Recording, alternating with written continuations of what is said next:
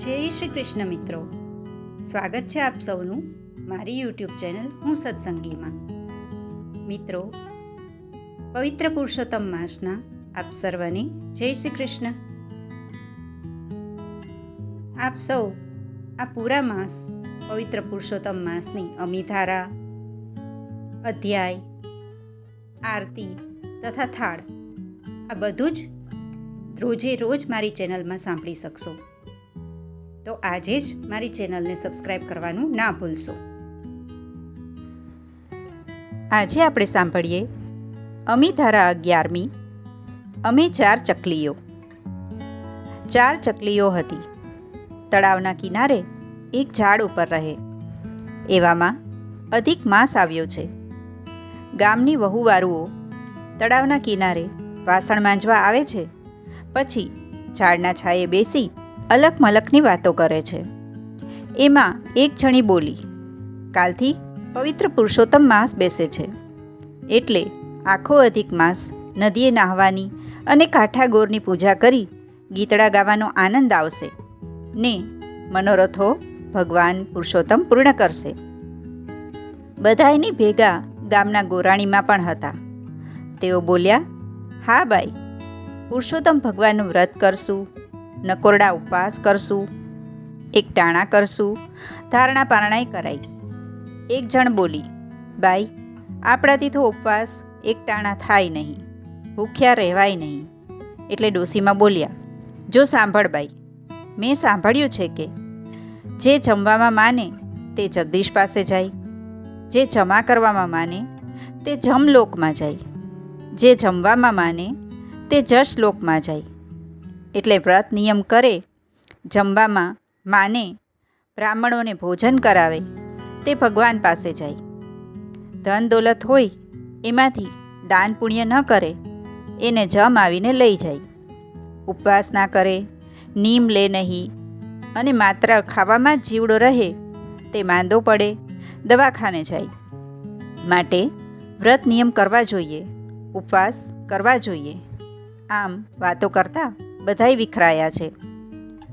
ઝાડ ઉપર બેઠેલી 4 ચકલીઓ આ બધી વાત સાંભળી અને ચારેય નીમ લીધું.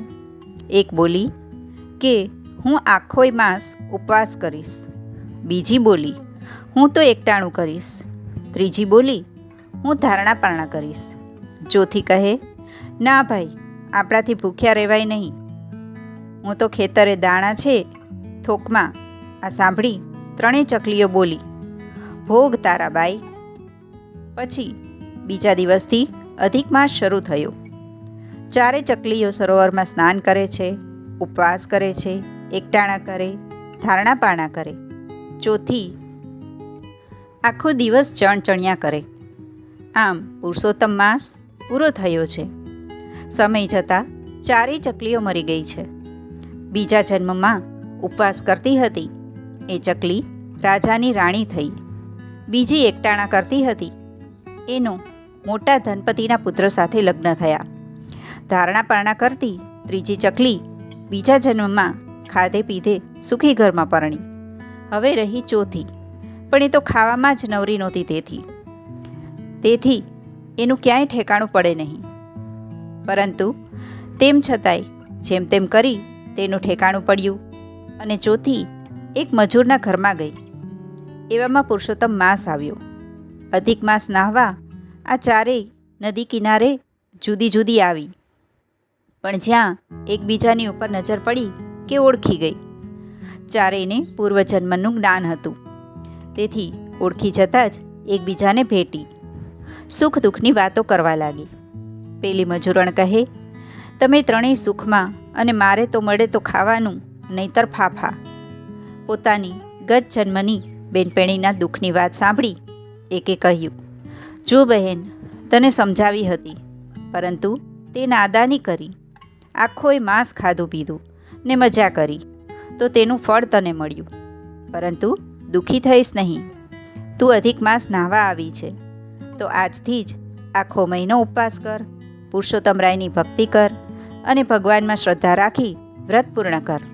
ભગવાન તો કૃપાના સાગર છે, તારી સામું જોશે જ અને તું એમની કૃપાથી સુખી થઈ. આમ મજૂરણે આખોય માસ શ્રદ્ધા અને વિશ્વાસ રાખી રોજ નાહવા જાય છે, કથા વાર્તા સાંભળે છે, ઉપવાસ કરે છે. આમ પુરુષોત્તમ માસ પૂરો થયો છે. એવામાં એ ગામમાં મેળો ભરાયો. મજૂર અને મજૂરણે ઉછીના પાછીના કરી થોડા રૂપિયા ભેગા કરી તેનો માલ લઈ મેળામાં વેચ્યો. ભગવાનની કૃપાથી બધોય માલ વેચાઈ ગયો. બીજો લાવ્યો તે પણ વેચાઈ ગયો. આમ ઉછીના પૈસા લીધા હતા તે પણ પાછા આપતા તેમાંથી પણ પૈસા વધ્યા છે.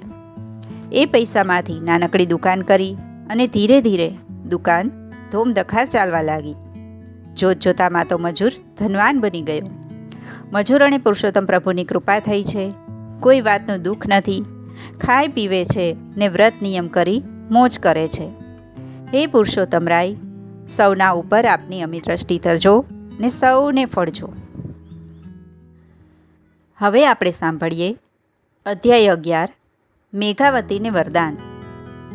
શ્રી નારાયણે નારદજીને કહ્યું કે સ્ત્રી હોવા છતાં નિર્ભયતાથી આશ્રમમાં મેઘાવતીએ સદાશિવનું ઘોર કઠિન આરાધના કરી અને મહાદેવનું ઉગ્ર તપ કર્યું.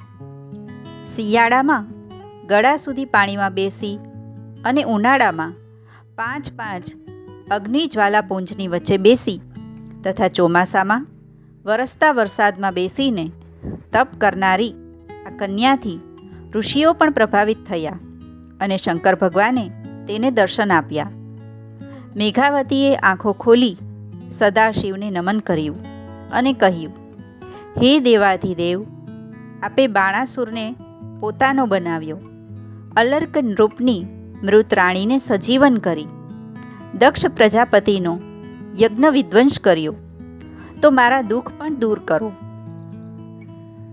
સદાશિવે કહ્યું, હે પુત્રી, હું તારા તપથી પ્રસન્ન થયો છું, માટે વરદાન માંગ. મેઘાવતીએ કહ્યું, હે દયાળુ, હું રાત દિવસ પતિની ઝંખના કરું છું, મને પતિ મેળવી આપો. તેનું આ 5 વાર બોલાયેલું કથન સાંભળી તેમણે કહ્યું, તે 5 વાર પતિની માગણી કરી છે તો તારું વચન સત્ય થશે. તેઓ શૂરવીર, ધર્મવીર અને દાનવીર હશે. આવું વિચિત્ર વરદાન સાંભળી દુઃખી મેઘાવતી બોલી, હે પ્રભુ, એક પત્નીને 5 પતિ હોય? આવું અયોગ્ય વરદાન ન આપો. શંકરે કહ્યું, આ જન્મમાં નહીં તો આવતા જન્મમાં પણ તને 5 પતિ તો મળશે જ.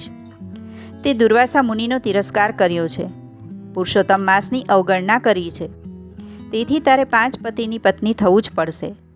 અને આજથી એ પવિત્ર માસની નિંદા ન કરીશ. અને શંકર ભગવાન અદૃશ્ય થઈ ગયા. મિત્રો, રોજ આવી અવનવી વાર્તાઓ, ગીતો, ભજન, મંત્રોચ્ચાર આ બધું સાંભળવા માટે આજે જ મારી ચેનલને સબસ્ક્રાઈબ કરી લો. આપ સૌનો ધન્યવાદ. જય શ્રી કૃષ્ણ. રાધે રાધે.